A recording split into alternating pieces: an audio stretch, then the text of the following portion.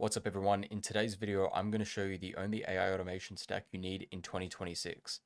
Now, most B2B service businesses building an AI automation stack end up running 15 tools that overlap, that fight each other, and burn through $2,000 a month before producing a single qualified lead. Now, the tools all promise to save you time, but stitched together, they do the complete opposite. You spend your week toggling between dashboards, debugging integrations that broke overnight, and paying for features you haven't used twice in 6 months. If this is sounding familiar to you, you're in the right place.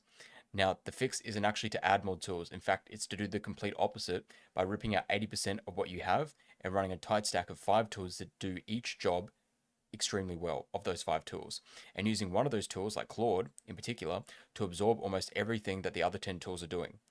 Now, this doc is a comparison between the bloated stack first, which is what we're going to look at, and then we'll look at the actual stack that I use to run workflows to deliver done-for-you cold email services for B2B companies. Now, it's the same outcomes that gets achieved as the bloated stack, but it's for a fraction of the cost and for a fraction of the complexity. Now, if you're new here, my name is Dominic Schwantes. I'm the founder of Workflows, a B2B AI lead generation agency. I document everything I do in real time, the campaigns, the systems, and the results. And what you'll find in this document is based on what actually works, not just some theory. So let's have a look at the bloated stack to begin with. Now, this is what most people set out to build, which is why they end up with, after a year of YouTube videos and Twitter threads and free trials, they end up with nothing. Now, each tool was added to solve a specific problem in a specific moment, but nobody ever audits their whole stack and asks why half of it could be deleted. So this is what a typical bloated B2B stack looks like. Now, there's a lot in here, and I won't read through every single tool, but you guys will get the point. So for lead sourcing, most people will go to Apollo for direct subscriptions, Zoom Info, Lusher credits, etc. For enrichments, they'll use Clay, Clearbit, Full Contract, Make, and the rest. For email validation, they'll use Zero Bounce, Never Bounce, Million Verify, and a whole bunch of other ones that they have. Now for sending, they'll use SmartLead, Instantly, and probably a Lemlist account as well. For AI writing, they'll use a mixture of LLMs like ChatGPT, Claude, Jasper, and Copy AI. And for workflow automation, they'll go through Make, Zapier, and N8N. Now that's like over 15 tools there and $2,000 a month plus worth of tools. And most of them just sit idle and don't even get used. Now the ones that do overlap and the ones that fight are the ones that actually make this feel bloated, because the bloated stack feels like progress just because it looks like sophistication. But it's not progress, and it's just expensive theater dressed up to look like a real operation. Now, the painful truth that most people aren't willing to come to terms with is that a 4-person agency running the stack will produce roughly the same revenue as a 1-person operator running the lean version. Stripping it down is one of the highest leverage moves a service business can make. Now, let's have a look at the 5 tools that I personally use to run B2B done for you services for workflows. So, the first is Boomerang, which is a great tool I've spoken about a lot on the channel. Basically scrapes all the lead data out of Apollo for a fraction of the cost of what Apollo charges you. It's the same underlying contacts, it's the same accuracy, but way less expensive. The model is simple. You just take the Apollo database, but Boomerang lets you query it without paying Apollo's enterprise pricing. Now, for most agencies running 1,000 to 5,000 cold emails a month, the price gap is hundreds of dollars a month, which adds up to thousands per year. Now, Appify scrapers were the alternative until they got nuked last year, but you can still use it when you need something Boomerang doesn't cover, like niche industries or scraping a specific website. Now, buying Apollo or buying leads from Apollo directly is a ripoff, as you know, as we've spoken about on the channel before, but the price you pay for them is the data plus a margin Apollo keeps on top of it for themselves, and Boomerang is basically the new Appify scraper, but they cut out all that extra margin that you'd end up paying. So once you've got all those leads, you want to put them into an enrichment tool like Clay that helps with the AI personalization. So it takes the scrape list out of Boomerang, or you want to take the scrape list out of Boomerang, drop it into Clay, and then Clay's job is to turn that raw list into a fully enriched, fully personalized, campaign-ready file. Now, each row gets a website lookup column, a LinkedIn check, and a recent activity snapshot, and an AI-generated personalization line that references something specific about the prospect. Now, Clay's AI is the single highest leverage feature in the cold email space right now. The difference between a cold email with hi first name and one that opens with something like, hey, I saw your post about expanding into commercial roofing in Brisbane last week, is the difference between a 2% reply rate and a 12% reply rate. Now, Clay is what makes that whole process scalable. Without Clay, you either skip the manual personalization or you skip the personalization in general, which means your reply rates collapse as a result, or you write each line manually, which can't be scaled past 100 emails a day. With Clay, 1,000 emails a day is one prompt and a 30-minute review. You can literally go have a coffee, go for a walk, and then come back, and all of your Clay stuff will be done. Now, the third tool is the email validation tool. Now, I personally use Zero Bounce, but every list must run through a tool like Zero Bounce before it touches Smart Lead or Instantly or whatever sender you use. Now, the job is simple: to remove invalid emails, catch all domains, and role based addresses known as spam traps. The reason is non negotiable is because the bad ones will torch your sender reputation, and it will also take weeks to rebuild because you're going to have to buy new domains with new inboxes, which takes a whole lot of time. Now, Zero Bounce is roughly 5 cents per validated email, but skipping it to save the 5 cents costs you hundreds of dollars in deliverability damage, or you can just pay the 99 bucks on Zero Bounce to get basically unlimited emails. Now, there are other validators like Never Bounce and Million Verified that are roughly the same. It doesn't really matter which one you pick for this, it just matters that you pick one and you stick with it. Now, tool number 4 is Smart Lead for cold email sending. Now, the validated enriched list of clay goes into here. You drop them into a new campaign. If you don't know how to do this, go watch one of the first videos I filmed on the channel, which is actually how to set up a Smart Lead campaign. Now, Smart Lead handles the mailbox warming, sending schedules, reply tracking, and the inbox rotation automatically across multiple sender domains. It's the platform that runs the actual outbound campaign. Now, the reason Smartly wins over Instantly, Lemlist, and Outreach is the unified inbox feature, which lets you handle the replies across every campaign and every mailbox from one singular screen, plus the warming infrastructure, which is generous enough that you don't need a separate warming up tool. It's literally one subscription inside of one platform with no integrations. And the final piece of the puzzle that glues everything together is Claude. So this is the slot that makes the lean stack actually lean. We use system prompts for proposal writing configured as a Claude project, so every proposal we produce sounds like every other workflow's proposal. Then we use skills for client reply handling, configured to draft responses to positive smartly replies in my voice. Then we use projects for system docs where every single onboarding template, SOP, and external reference document lives. Then code for one-off automations when something genuinely needs to run on a trigger is written by Claude Code in a few minutes instead of by a developer in a few hours. Now, one Claude account at 20 bucks per month replaces ChatGPT, Jasper, Copy AI, half of Make, half of Zapier, and every standalone AI writing tool, and most of what an agency owner thinks they need a developer for. That is literally the entire stack. 5 tools at roughly 400 bucks a month max all in, and it delivers everything that Workflows ships for clients with room to grow. Now, why this stack wins in particular is for 3 reasons. It's because they compound on each other, firstly, but it's also because every tool earns its place by doing one job better than any combination of cheaper alternatives.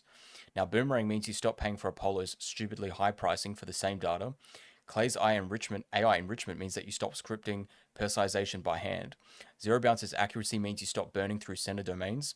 And Smart Lead sending infrastructure means you stop fiddling with deliverability. And Claude's flexibility means you stop paying for 6 different points AI tools that each do one narrow thing. Now, the second thing on this list is that the integrations are minimal. Boomerang literally exports a CSV, and then Clay imports the CSV, enriches it, and then exports that. Zero Bounce imports that CSV, validates it, and exports the clean version, and then SmartLead imports the clean CSV. Literally, all of it is just CSV in, CSV out. It's very clean. Now, Claude sits separately as a workflow where I plan, draft, and write. There are no webhook chains, no make scenarios that break when an upstream API changes, no Zapier tasks counting down, and no integrations to debug at 11 p.m. on a Sunday. Now, this stack is extremely durable. And obviously, the third thing is the cost ceiling is fixed. Now, the bloated stack scales linearly with tool count, but the lean stack scales because the usage of 5 known tools stays the exact same. You can predict the monthly bill within 50 bucks every single month forever. Now, this is the difference between an agency that runs at a predictable margin and ones that find a $400 surprise charge on Stripe every quarter from a tool that somebody added during a campaign last year and forgot to cancel. Now, what each tool replaces in particular is obviously Boomerang replaces Apollo, direct purchases, Zoom Info, Lusher, and the rest. Clay replaces Clearbit, Full Contact, and the rest. We don't need to go through all those. Zero Bounce replaces those other verifiers that we mentioned before, and obviously Smartly replaces Instantly, Lemlist, and the rest. And Claude replaces every other LLM on the map, with half of Make and half of Zapier as well. Now, the projects feature alone, which is a Claude workspace with a persistent system prompt and a reference files, is worth more than every standalone AI for X tool that has been launched in the last 18 months combined. Now, what you add only if you own it. Now, the lean stack of 5 is the floor that you should be starting from, not the ceiling. Now, the rule is that you add tools only when the manual version of the job is genuinely costing you more than the subscription would, not before. And I know it's tempting to just add tools, but hold off. Now, CRM only you should be adding after you have so many active clients that tracking them in a spreadsheet hurts your brain and gets very confusing. Now, for the first 12 months of a service business, a Notion dashboard or a Google Sheet document is more than enough. Now, the threshold is when you have more than 30 active deals at once, where multiple people on your team need to update the same deal, or when you genuinely need pipeline analytics. Pick HubSpot's free tier when you cross. Skip Salesforce because you're doing until you're doing 8 figures. That's way expensive than you guys would ever need, like for your first like 5 years. Now, Make or Zapier you should only be using when you have a specific trigger-based workflow that genuinely cannot live inside one of those core 5 tools. Now, wait until you can name the exact trigger, the exact action, and the exact reason it cannot be done manually in 5 minutes a week. The honest answer for most agencies is that the 90% of workflows that they think they need automation could really be done in 5 minutes, or they could be using Claude Cowork on the desktop app. Now, a scheduling tool only, you should add a scheduling tool only when you take more than 5 calls a week. Below that, manual scheduling is stupid and it takes too much time and is faster via email than configuring Calendly, and it actually feels more personal.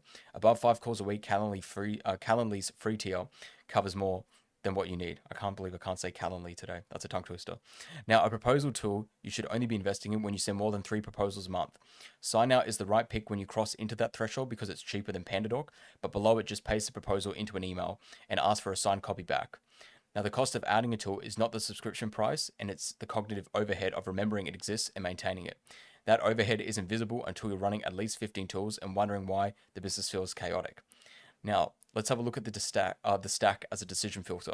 Now, once you internalize that lean stack, every new tool that crosses your feed gets filtered through one question and one question only.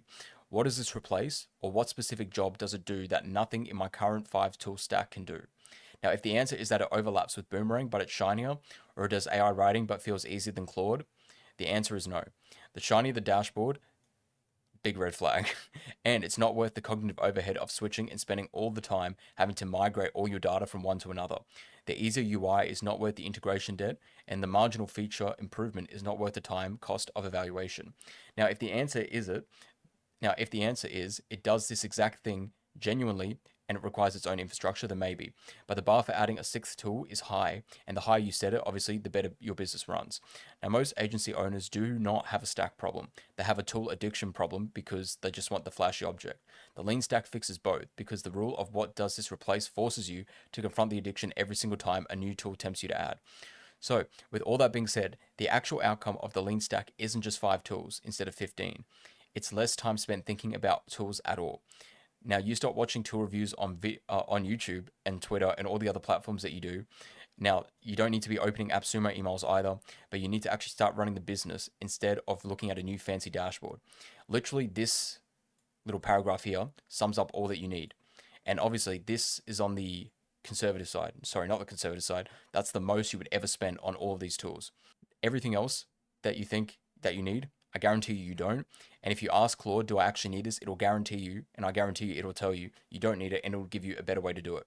So literally set up all these tools and you'll be more than fine, and cut the rest of the tools that you don't need because they're just fluff and adding a lot more money to your expenses tab that you don't actually need.